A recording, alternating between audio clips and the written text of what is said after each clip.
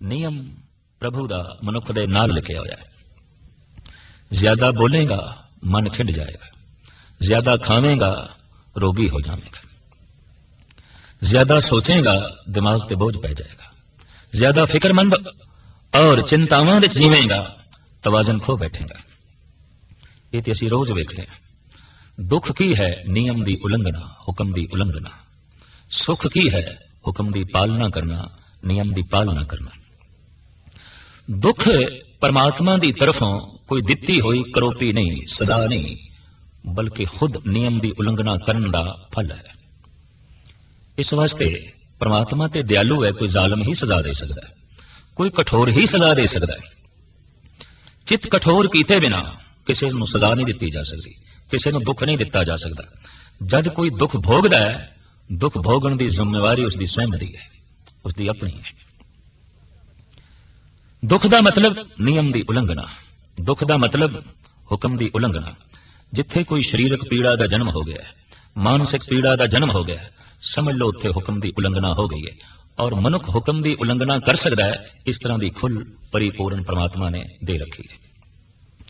अगर इतनी खुल भी नहीं दी तो सिर्फ मजबूरी हुक्म मनना ही है, तो हुक्म नु मन के ही जीवना है, तो फिर उपदेश संदेश देने की भी कोई लोड़ नहीं कि ऐ बंदे तू प्रभु का हुक्म मन, उसके हुक्म विच जी, उसकी रजा विच जी। अगर रजा तो उल्ट मनुख जी ही नहीं सकता, तो रजा विच चलन का उपदेश बेमैनी है। हुक्म नु मनुख रद्द ही नहीं कर सकता, तो हुक्म विच चलन का उपदेश की मैंने रखता है।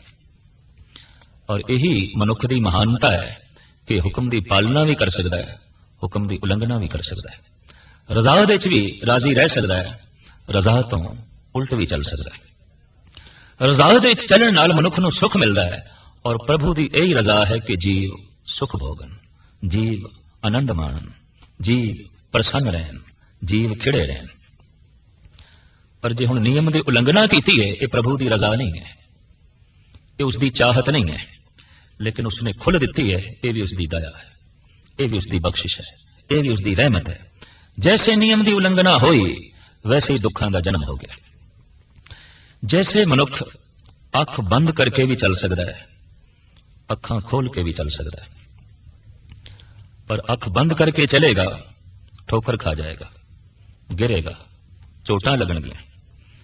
और जब चोटां लगन, जख्म पहुंचन ते गिला करे प्रभु ते मैं ठोकर खा गया, तो प्रभु ऐसा कह सकता है तो नियम की उलंघना की थी, अख खोल के चलना सी, वेख के चलना सी।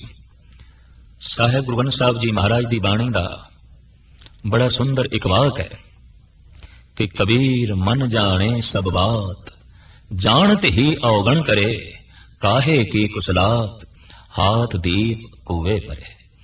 मनुख दे हथ दे बुद्धि का दीपक प्रभु ने पकड़ा दिता है, तू इस रोशनी विच अपना जीवन बतीत कर। पर जे हुण मनुख अख बंद करके चले, इस रोशनी नूं वेखे ही ना, ठोकर खा जाए, गिर जाए, ये जिम्मेवारी प्रभु दे नहीं है। गुरु नानक देव जी महाराज का फरमान, आपे दोष न देई करता, जम कर मुगल पठाया। करते पुरख ते कोई दोष नहीं आता, प्रभु ते कोई दोष नहीं आता। जीव जद नियम की उलंघना करता है, तो दुख भोगण के कोई ना कोई कारण वसीले पैदा ही हो जाते हैं। मनुख नूं दुखी होना ही पैंदा है, मनुख नूं विपता सहेड़नी पैंदी। तो सुख प्रभु की रजा है, प्रभु की चाहत है, प्रभु की मंग है। प्रभु ये चाहता है जीव सुखी रहे, पर रजा तो मनुख उल्ट चलिया, हुक्म तो मनुख उल्ट चलिया, नियम की उलंघना की तो सिवाय दुख तो होर कुछ नहीं है। असी देखते हैं कि सड़क ते चलन वालियां वास्ते बकायदा ट्रैफिक नियम, रस्ते दे चलन दे नियम निर्धारित किए गए हैं। वो महज इस वास्ते किए गए हैं कि टकराव ना होवे, किधरे खामाखाई किसी की जान ना चली जाए। और कोई मनुख ये आखे और दावे नाल आखे कि मैं चलना ते सड़क ते है, नियम की पालना नहीं करनी, मैं ट्रैफिक रूल की पाबंदी नहीं रखनी, गिरेगा, चोट खाएगा। वो जिम्मेवारी गिरन वाले दी है, नियम ते बन चुके हैं। तो प्रभु ने भी संसार दे जीवन नूं चलाउण दे नियम बना रखे। नियम की ने? वो धर्म ग्रंथां दी बाणी, ये प्रभु दे नियम ने। महापुरुषां दे उपदेश, ਇਹ ਅਕਾਲ ਪੁਰਖ ਦੇ ਨਿਯਮ ਨੇ। ਉਹ ਗਾਹੇ ਬਗਾਹੇ ਦੱਸਦੇ ਰਹਿੰਦੇ ਨੇ ਜ਼ਿੰਦਗੀ ਦੇ ਨਿਯਮ ਇਹ ਨੇ, ਜੀਵਨ ਦੇ ਨਿਯਮ ਇਹ ਨੇ। ਔਰ ਜਿੱਥੇ ਨਿਯਮ ਦੀ ਉਲੰਘਣਾ ਕੀਤੀ, ਸਿਵਾਏ ਦੁੱਖ ਤੋਂ ਹੋਰ ਕੁਝ ਨਹੀਂ ਹੋਵੇਗਾ, ਸਿਵਾਏ ਵਿਪਤਾ ਤੋਂ ਹੋਰ ਕੁਝ ਨਹੀਂ ਹੋਵੇਗਾ। ਉਸੇ ਨਿਯਮ ਨੂੰ ਗੁਰੂ ਨਾਨਕ ਦੇਵ ਜੀ ਮਹਾਰਾਜ ਹੁਕਮ ਕਹਿੰਦੇ ਨੇ। ਐ ਬੰਦੇ, ਉਸ ਦਾ ਇਹ ਹੁਕਮ ਤੇਰੇ ਨਾਲ ਲਿਖਿਆ ਹੈ। ਤੂੰ ਅੱਖਾਂ ਦਾ ਗਲਤ ਇਸਤੇਮਾਲ ਕਰੇਗਾ ਔਰ ਜ਼ਿਆਦਾ ਇਸਤੇਮਾਲ ਕਰੇਗਾ, ਅੱਖਾਂ ਰੋਗੀ ਹੋਣਗੀਆਂ। ਤੂੰ ਜ਼ਬਾਨ ਵਿੱਚ ਮਿੱਥਿਆ ਵਾਕ ਰੱਖੇਗਾ, ਰਸਨਾ ਮੈਲੀ ਹੋ ਜਾਏਗੀ।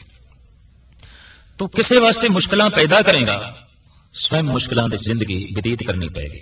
ये प्रभु ने इस ढंग का नियम बना रखा है, जैसे धरती को एक बीज दे है, वो बीज अनंत गुणा होके वापस आउंदा है। अटल नियम है। बीज चाहे चंगा बोईए तो चाहे माड़ा बोईए, चाहे किसी जहरीले बूटे का बीज बोईए तो चाहे किसी अमृत फल देने वाले फलदार दरख्त का बीज बोईए, एक बीज अनंत बीज होके प्रफुल्लित होता है। बोया होया एक दाना अनंत दाने होके वापस आता है। हू बहु कर्म चाहे शुभ करिए चाहे अशुभ करिए, ये अनंत गुणा होके वापस आता है। किसी को सुख दिता है, अनंत गुणा सुख वापस आता है। किसी को हसाया है, हासियां नाल झोली भर जाती है। किसी को तू एक फुल भेंट किया है, समुचे रस्ते विच फुल बिछ जाते हैं।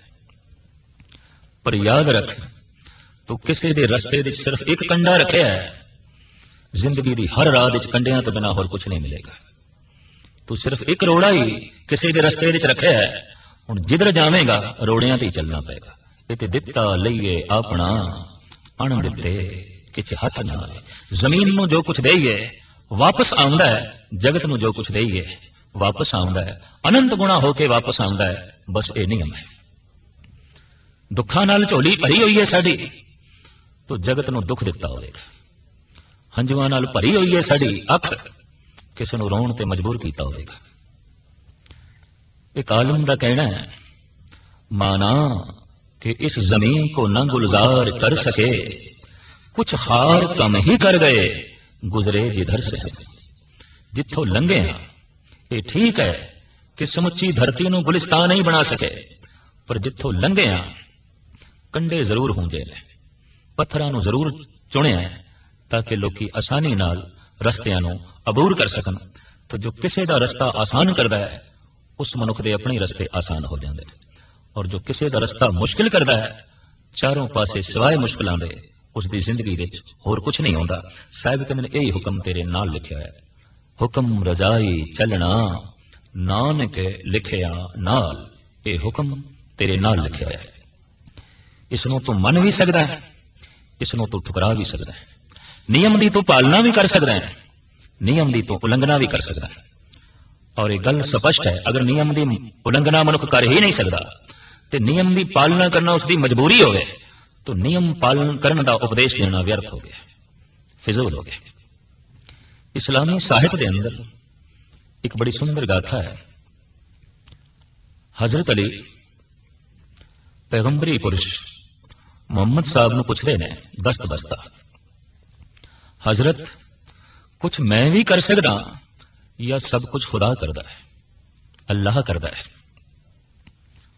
मोहम्मद साहब बड़े दूरदृष्ट और अक्सर पैगंबरी पुरुष बड़े बारीक बीन होंदे ने। उन्होंने कहा, अली जे मैं शब्द प्रमाण दे राही बोल के तेनों समझाने की कोशिश की थी, नहीं समझ सकेगा। मेरे बोल तेरी बुद्ध की पकड़ दे नहीं आएंगे। इस वास्ते मैं किसी वक्त तेनों प्रत्यक्ष प्रमाण दे राही समझावांगा। हजरत अली हाथ जोड़ के कहने लगा, बे प्यास मैनू हुण है, पानी भी हुण पिलाओ। प्रश्न मेरे प्राणा च हुण निकले है, कुछ मैं भी कर सकदा या सब कुछ खुदा करदा है। पता नहीं ये प्यास फिर रवे या ना रहे। इस वास्ते इसकी पूर्ति हुण करो, हुणे ही मैनू समझाओ। तो मोहम्मद साहब कहने लगे, अली तू अपना एक पैर जमीन तो उठा ले, चुक ले। एकदम सज्जा पैर हजरत अली ने जमीन तो चुक लिया। मोहम्मद साहब कहने लगे, हुण दूसरा भी उठा। दूसरा पैर भी जमीन तो चुक। मजबूर होके अली कहने लगे ते नहीं हो सकता, मैं सिर्फ एक पैर ही जमीन तो चुक सकता, दूसरा नहीं। मोहम्मद साहब कहने लगे जे तू दूसरा पैर चुकना होवे फिर तेनू की करना पेगा? तो हजरत अली कहने लगे फिर जिहड़ा चुके होया मैं सज्जा पैर है उन्होंने रखना पेगा जमीन ते, ताई मैं खब्बा पैर दूसरा पैर चुक सकांगा। अली ये तेरे सवाल का जवाब है, ये तेरे प्रश्न का उत्तर है। दस्त बस्ता अली कहने लगे मैं नहीं समझिया। तो मोहम्मद साहब कहने लगे तू एक पैर चुकन की स्वतंत्रता रखदा है, जमीन तो चुक सकदा खुल है, और तू सज्जा पैर चुके और तू चाहता ते खब्बा पैर भी चुक सकता सी, जरूरी नहीं